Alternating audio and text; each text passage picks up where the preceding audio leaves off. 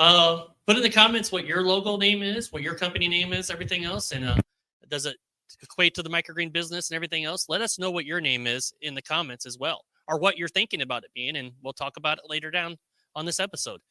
We'd be interested to know that for sure. But when you're creating a logo, okay, you came up with a name. You came up is the first most important thing is coming up with the name, then coming up with the logo second.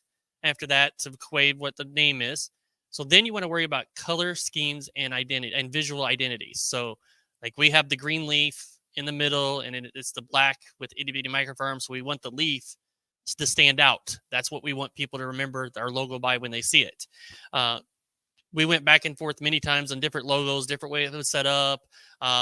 We had an ideal and a scheme, but then we sent it to a graphic design person who made the final scheme of it and everything else to do it, and came back with like 5 different options. We picked 1 or 2 out of that. I think we picked 2, and then we kind of decided after that of that. But it was a process to do on that. You can get graphic designers on Fiverr for 10, 20, 30, 40, 50 bucks, whatever you want to do there.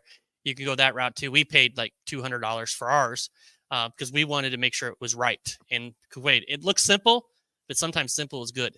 You don't have to be extravagant and make it really bad. Apple's pretty simple. Nike is a pretty simple logo. They're all simple, and you remember them. Andy, how'd you come up with your logo and everything with your color schemes?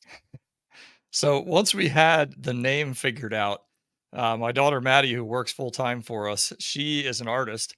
And so I sent her the name and I said, I want you to come up with some kind of just a little design that will go above the name.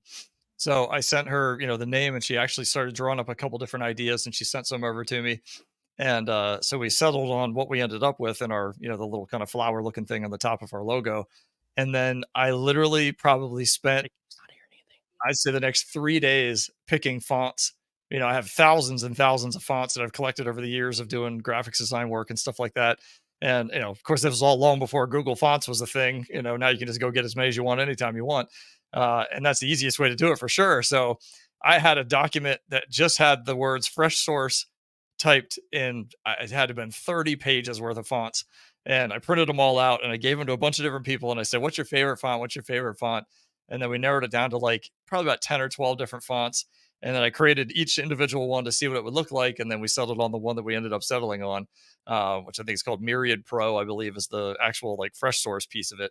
But for us, we really wanted fresh source to jump in their face. So we did like a really unique font with the big letters for fresh and source. And we purposely made them 2 different colors. So it's like really easy to visually see both of them. Farms was really the least important thing out of what was on there. We wanted fresh source. That's what people call us. Just like you guys, they probably call you itty bitty, now and then. I mean, they call us Yep. fresh source 9 times out of 10. They didn't even really tack on the farms, but we also didn't want to have like a limitation in our name to where it would be like, fresh source microgreens or something like that. We wanted to have farms as an option to be able to grow regular vegetables if we decided to, or plant starts or herbs or, edible flowers and things like that. So that's why we ended up just keeping it with farms instead of kind of going like down just the microgreen route. Yep. Kind of the thought process behind picking the name as well. But yeah, it was kind of a creative thing. But the cool thing is, I mean, we're a family owned business, and literally the name, the logo, everything was created within family and friends, Nice. which is really neat. So, and a majority of it was within family. So, but it was a process. I mean, graphic